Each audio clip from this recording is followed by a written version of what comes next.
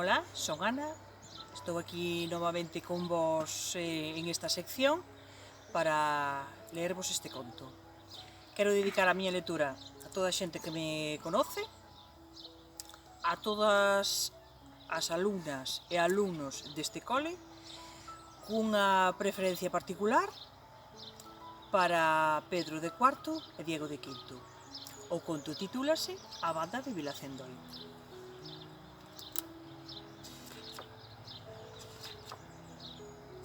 No medio e medio dun souto está Vilacendoi, a miña aldea. Por centos de anos a xente viviu aquí. Cada recuncho ten o seu nome, cada casa a súa historia. Vilacendoi está rodeada de hortas e o noso souto fornécenos de castañas e noces para todo o ano. Sempre houbo máis vacas que a xente, labregos cargados de traballos a cotío, moreas de paxaros nos ameneiros, moitas troitas no río, pero sobre todo rapaces e rapazas. Neste naquiño do mundo grandes cousas aconteceron.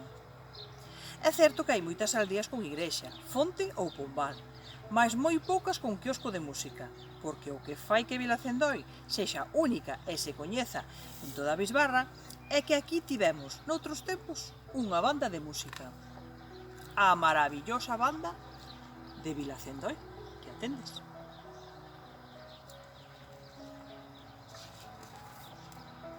Os músicos sempre foron moi queridos na aldea. Como todos nós, traballaban as leiras, ferraban as bestas ou facían de canteiros. Algún carpintexaba algo, pero o que enchía por completa a súa alma era a música. Ese era o noso grande orgullo. Cada domingo, cando o tempo permitía, a banda tocaba, e como un recendo as súas notas espallábanse no ar, resoando nas fondas carballeiras. E nos días de festa, no Abrente, voaban pasodobles e alboradas por riba dos lousados. Os nosos músicos tiñan grande éxito, e de todos os lados o chamaban. Non había aldea que se preciase que non contase coa súa presencia. Ata chegaron a tocar na capital. Nos enterros, as súas notas tristes mesturábanse coas badaladas da campá e acompañaban o que se ía na súa derradeira viaxe cara ao alén. E nos momentos importantes e solemnes tocaban o himno. Pero a especialidade da banda era facer festa. Festa da boa, festa rachada. O máis fachendoso da comisión subía ao palco e berraba aquilo de "E agora, señoras e señores, distinguido público, con todos vostedes, a maravillosa banda de Vilacendoi". E así comenzaba o espectáculo. Aquí tendes o membro da comisión anunciando a banda.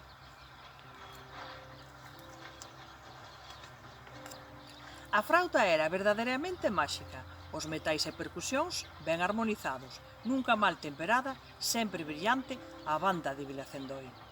Valses e polcas non lles poñían ningún medo e para rematar sempre botaban as pezas máis queridas do repertorio.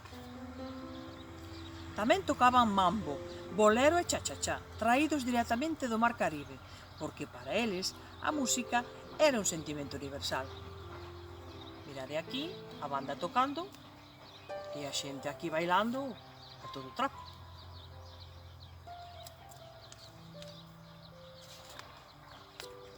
Nas noitiñas de inverno, cando os lumes das casas ían esmorecendo e un manto frío e transparente envolvía a nosa aldea, a música soaba moi lene e podo vos dicir que a maxa máis pura pousábase sobre a boa xente de Vilacendoi. E así foron pasando os días e máis os anos, e pouco a pouco, case sen decatarnos, as cousas foron mudando.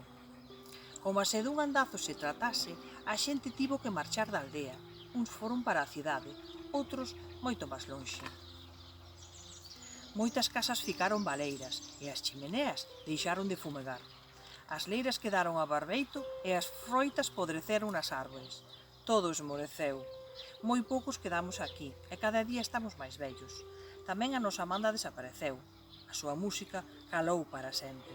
Tempos tristes para Vilacendoi. Ata que un día, cando ninguén o esperaba, pasou algo sorprendente. Vimos chegar xente nova á aldea. Despois de tantos anos, novos veciños. Como todos os que deixan a casa onde naceron, viñan cargados de lembranzas e saudades, pero tamén de ilusións. Pódese dicir que alegres e tristes a partes iguais. Aquí tendes a xente nova que chegou. a aldea.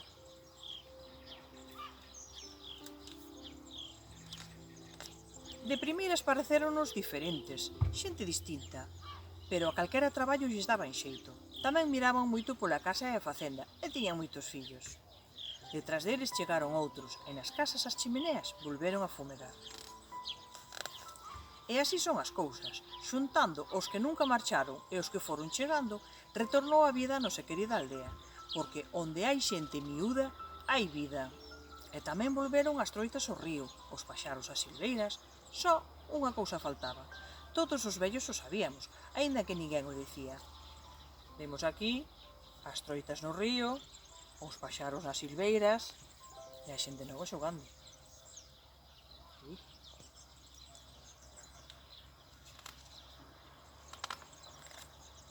Un día luminoso de primavera, o máis pequeno dos novos veciños percorreron un rueiro inteiro tocando o tambor, e a bofé que lle daba cun xeito. Eu sentín entón que quizás unha vella como a min, case tan bella como os nosos carballos ou as pedras das nosas casas, por fin volvería a escoitar a nova banda de Vilacendoi.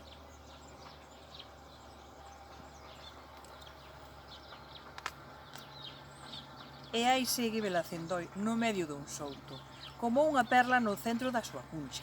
Mirade a ben, lembradevos dela, porque todo o que pasa no mundo pasou antes na miña aldea.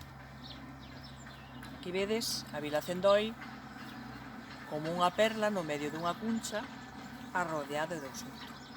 Bueno, rematou a miña lectura, espero que pasarades un ratiño agradable e solo me queda mandarvos saludos para todos.